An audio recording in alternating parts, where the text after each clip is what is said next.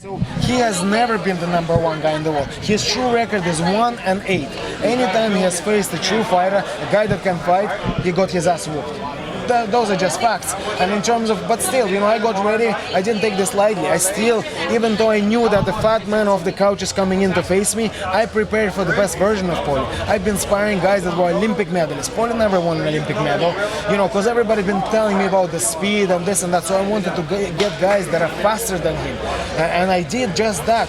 And I was holding my own. I was doing just fine. So, like I said, I'm ready to beat him at in a boxing match. But this is not boxing. All I have to do is grab him once, and this is game over. And if people talking about, oh, he will be able to avoid the clinch, have a look at any boxing fight. You will see there is shitload of clinch. Any boxing fight has loads of clinch, but then the referee comes in and separates them. There will be no referee saving his ass here.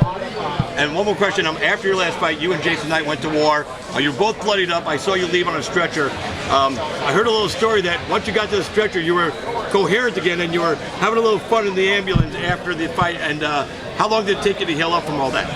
Yeah, everybody is like talking about, oh, I went to the ICU or whatever. I didn't go to no ICU. I went just to the hospital the same way Jason went to the hospital to get my stitches. I was there a bit longer because while I was in the hospital, a train hit a car. So of course I got put down the list, because I was a train hit a car? Yeah. So there was loads of casualties. So of course the doctors were dealing with them. So as a result, I ended up staying longer in the hospital. But I was just waiting. I was just fine. So yeah, I got a few stitches. That's it. It took me about a week or two to heal up. Honestly, but I was in the gym that same week that I came back. I was in the gym training. And as you can see, back to looking. You look good. great. Well, thanks for taking the time to answer my question, man, and good luck Saturday night. Thank you so much. Really appreciate that. Question for you. To be a fighting a boxer, you come from a MMA background that nobody can push up with the grind that we have as MMA fighters and stuff like that. How do you think? Shove him against the wall, be bitten and stuff like that. How do you think he's going to handle that? He's delusional. I don't even think he's delusional. He probably knows he's fucked. But like I said, he's broke. Whatever he's saying and showing the watch, he put the watch on purpose because he's heard me talk about him being broke. So he's like, oh my God, I gotta fucking rent or get or borrow or whatever and show that I'm rich. Look at that suit. It doesn't fit him. That's his granddad's suit. And look at the style of that suit. That's from 1970s. What is that fucking suit? You can see that's been dug out from the fucking closet. Not been used in many years. So right, I gotta look fucking rich here. So you put this stupid suit on and the stupid watch on and that's it. Pretending to say that he's got money. He hasn't got a fucking pot to piss and he's broke. And that's why we're doing this. Do you think your pressure is going to be more than what he's used to from being in the boxing ring? There's many differences. My pressure, the pace of the fight is very different. A boxer probably thinks, oh, I'm fighting for 36 minutes normally. Here's just 10. That's going to be easy. No, it's completely different. You know what I mean? It's because this is a sprint. A boxing fight, it's more of a marathon. A 12-round boxing fight is more a marathon rather than a sprint. Here, it's like being in a blender. You just go in there, 2 minutes, go. And it's completely different energy systems. And I have a feeling that he is going to be exhausted after a round or two. And then I'm going to play with him. Last question. Do you think that what happened with Conor back there when the tapes were released and all that kind of stuff, do you think that he's embarrassed and feels like he's got to kind of save face for that? He was definitely embarrassed, but also, his thing was he was completely forgotten. He never got this type of publicity, even when he was the world champion. So he saw all that. He's like, oh my God, I gotta run with this. This is my opportunity to make a few quid. Because before that, he's saying, oh, I've got more money in the bank and this. If you have more money in the bank, you're not fucking commentating week after week for $200. Do you know what I mean? Thank you so much. Artem, do you believe Paulie, is he tough enough to do bare knuckle? Look, he was known as the tough guy back in the boxing days, but like I said, toughness is a lot about where your heart is at. When you're in that up and coming and you want to go and get it, that fire inside your chest, that makes you tough, that makes you want to keep going. His fire is long gone, so he doesn't want this. I just need to give this guy an excuse to quit and he's gone.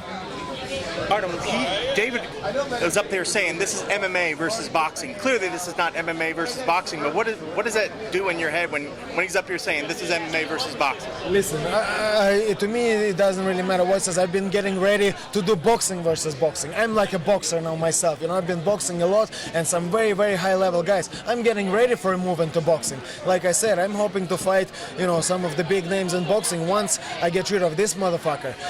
But yeah, of course, I will be using my MMA skills.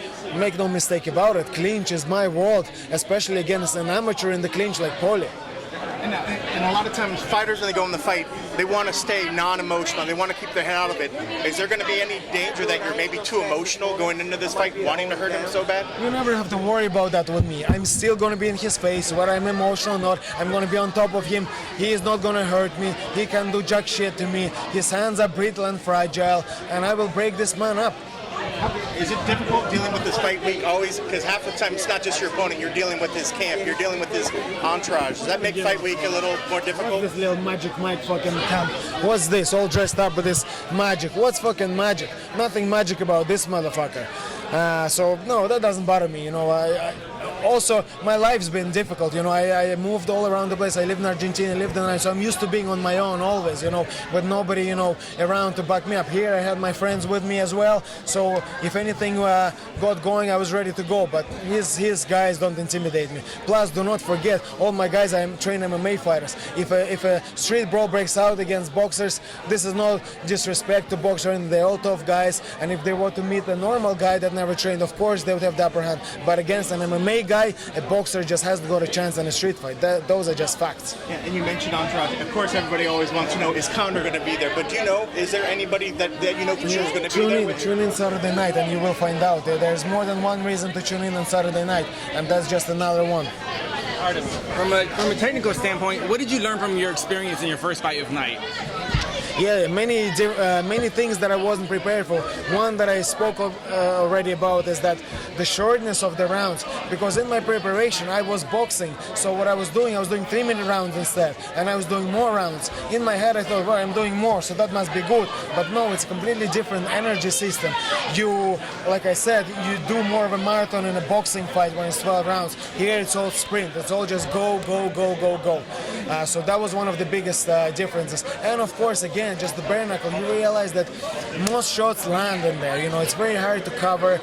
You know, so I don't know. This guy is fucked. I swear to God, boys. I just cannot wait to get there. I'm so happy to finally be here. I didn't think he would show up. I knew he needed money. I knew, you know, that he's really, really stuck. He's in debt, this motherfucker. But I still had my doubts. I was like, this motherfucker, this magic man is gonna disappear.